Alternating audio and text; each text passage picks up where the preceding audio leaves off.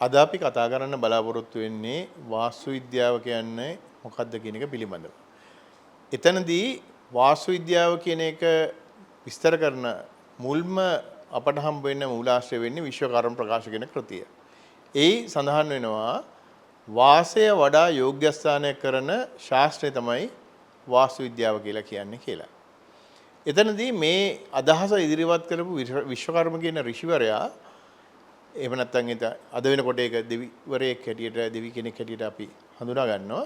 ඒ කෙසේ වෙතත් විශ්වකර්ම ඍෂිවරයාගේ ඉදිරිපත් කිරීම අනුව අපට නූතන වාස්තු දක්වාම යන මූලාශ්‍ර ග්‍රන්ථයක් හැටියට විශ්වකර්ම ප්‍රකාශ හඳුනා ගන්න පුළුවන්.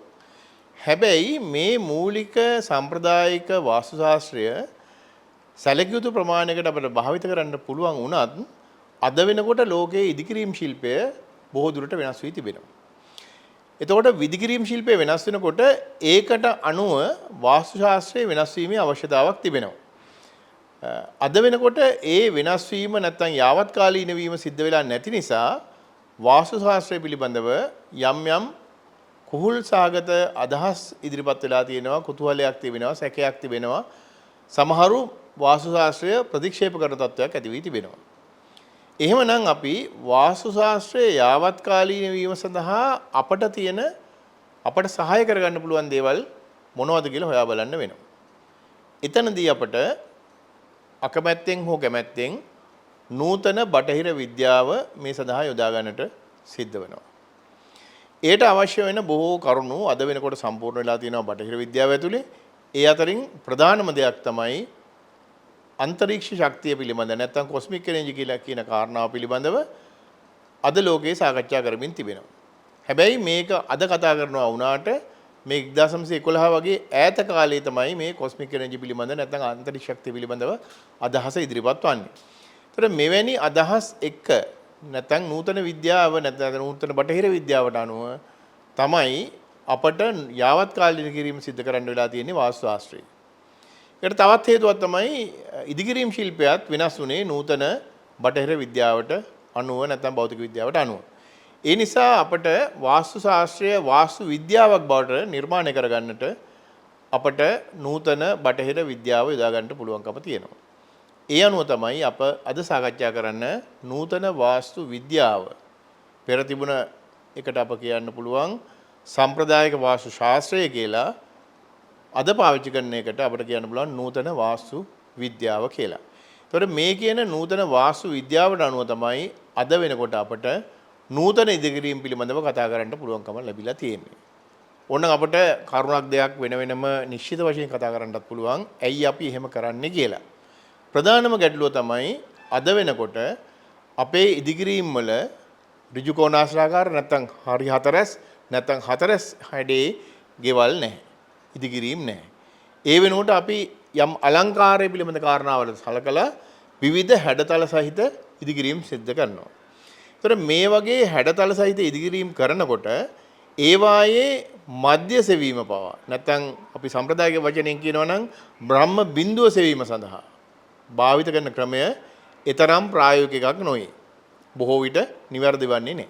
නූතන ඉදිකිරීම් ශිල්පයේ තිබෙන විවිධ අලංකාරයේ පිණිස එහෙම නැත්නම් යම් යම් අවශ්‍යතාවන් පිණිස කරපු වෙනස්කම් වලට ගැළපෙන විදිහට අපට යාවත් කාලීන කර ගැනීමක් සිදු කරන්න වෙනවා වාස්තු විද්‍යාවේ. ඒ අනුව තමයි අද අපි කතා කරන වාස්තු විද්‍යාවේ මූලිකාංග සකස් වෙලා තියෙන්නේ. අපි උදාහරණයක් කිව්වොත් අපට නිවසක ඍජු කෝණාශ්‍රාකාර හැඩයක් වෙනුවට අපට වෙනස් විවිධාකාර විවිධ ස්වරූපයන් ගත්ත ඇතුළට නිරාගිය විටක පිටත නිරාගිය ආකාරයේ තිබෙන ඉදිකිරීමක් හමුවන්නට පුළුවන්.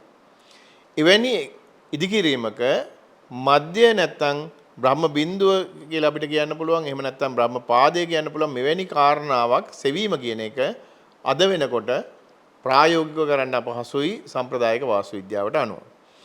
නමුත් අපට පුළුවන්කම තිබෙනවා නූතන බටහිර විද්‍යාවේ මූලික සංකල්ප පාවිච්චි කරලා ගැඹුරු සංකල්ප වලට යන්න ඕනේ.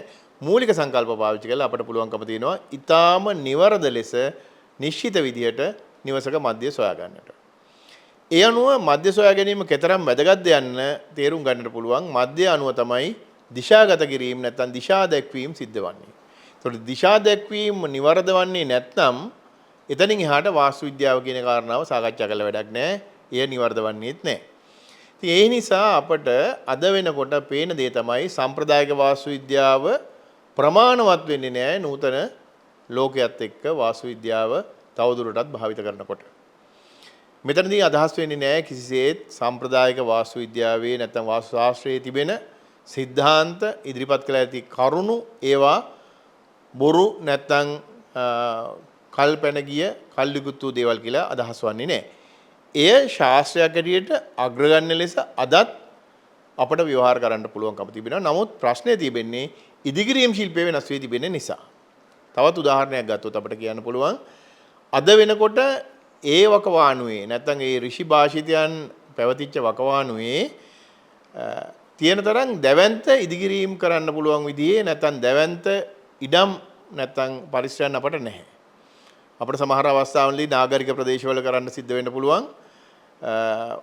පර්චේස් වලින් කියනවා නම් 2ක් 3ක් නැත්නම් 5ක් 6ක් සාමාන්‍යයෙන් පර්චේස් 6 මාරක 7ක වගේ එකත් අපිට ගයක් හදන්න සිද්ධ වෙන්න පුළුවන්. එවැනි අවස්ථාවකදී අපට සම්ප්‍රදායික වාස්තු ශාස්ත්‍රයේ තිබෙන කරුණු භාවිත කරන්නට බැරි වෙන්න පුළුවන්. එක උදාහරණයක් කියන්න පුළුවන් අපිට പ്രേතපාදේ ඉවත් කරන්න කියලා කිව්වොත්. പ്രേතපාදේ කියලා කියන්නේ ඉඩමේ තියෙන පිටින්ම තියෙන පටියක් වගේ කොටසක් අපිට අයින් කරන්න සිද්ධ වෙනවා. නමුත් අපිට පර්චේස් 6ක් 7ක් තියෙන තැනක මේ කොටස අයින් කරන්න විදිහක් නැහැ. අයින් කළොත් අපිට නිවස හදාගන්න ඉඩ මදි. එවැනි අවස්ථාවකදී අපිට പ്രേතපාදේ සලකා බලන්නට බෑ. එහෙමනම් අපිට යාවත් කාලීන නූතන වාස්තු විද්‍යාවේ સિદ્ધාන්ත නිර්මාණය කරගන්නට අවශ්‍යයි අද වර්තමාන වටපිටාවට ගැලපෙන පරිදි. ඒ නිසා එවැනි ගැලපීමක් සිද්ධ කරන්නට නම් අපට නූතන වාස්තු විද්‍යාවක අවශ්‍යතාවක් තිබෙනවා. ඒ වගේම මේ නූතන වාස්තු විද්‍යාව කියන එක නිර්මාණය වන්නේ සම්ප්‍රදායික වාස්තු ශාස්ත්‍රයත් එක්ක නිසා මේට තිබෙන අභියෝග ඉදිරිපත් වන්නේ බොහෝ දුරට නූතන බටහිර විද්‍යාවට අනුකූලව. ඒ නිසා අපට නූතන බටහිර විද්‍යාවට අනුකූලව තමයි අපට මේ කියන කරුණු ගැන සාකච්ඡා කරන්න සිද්ධ වන්නේ. ඒ නිසා අපට පෙනෙන දේ තමයි අද ගොඩනැගී තිබෙන නූතන වාස්තු විද්‍යාව අතිශයින් ප්‍රායෝගික දැවැන්ත උපයෝගිතාවක් සහිත විද්‍යාවක් හැටියට අද ස්ථාපන වෙලා තියෙනවා. ඒ නිසා මෙයට විරුද්ධව විවිධ ආකාරයේ අභියෝගයන් ලක් වුණත් ඒවට නිසක වශයෙන් අපට පිළිතුරු දෙන්න පුළුවන්කම තිබෙනවා. ඒ වගේම මේ ශාස්ත්‍රය විද්‍යාවක් බවට පත් වෙනකොට අපට තියෙනවා විද්‍යාවේ යම් යම් කාරණා උපයෝග කරගන්න පුළුවන්කම තිබෙනවා වගේම මේවා නිවර්ද නැද්ද යන්න පිළිබඳව නිර්ණායක හැටියටත් නූතන විද්‍යාවේ තියෙන සමහර නිර්ණායක පාවිච්චි කරන්න පුළුවන්කම තිබෙනවා. එකක් කියනවා නම් මේ අප ඉදිරිපත් කරන සංකල්ප අදහස් સિદ્ધාන්ත ආදී දේ ගත්තාම මේවැයේදී අනිවාර්ය වශයෙන් අපට කිසියම් ප්‍රතිඵලයක් දැකලා સિદ્ધාන්තය නැත්තම් දෝෂය කියන්න පුළුවන්කම තියෙන්න ඕනේ.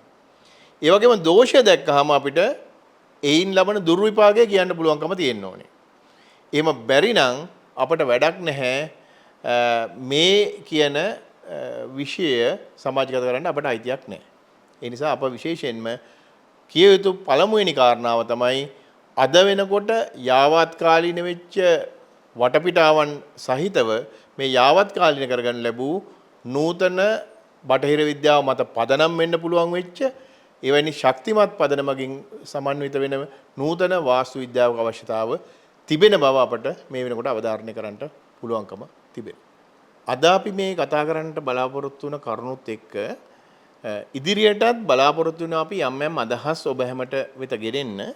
එතනදී මේ අද කතා කරපු කරුණුත් ඒ වගේම ඉදිරියට කතා කරන කරුණුත් පිළිබඳව ඔබ හැම දෙනාගේ අදහස් ඒ වගේම ගැටලු සහගත දෙයක් තියෙනවා නම් ඒවා විමසීම සඳහා කොමෙන්ට් තීරය ඔබට යොදා ගන්නට පුළුවන්කම තිබෙනවා.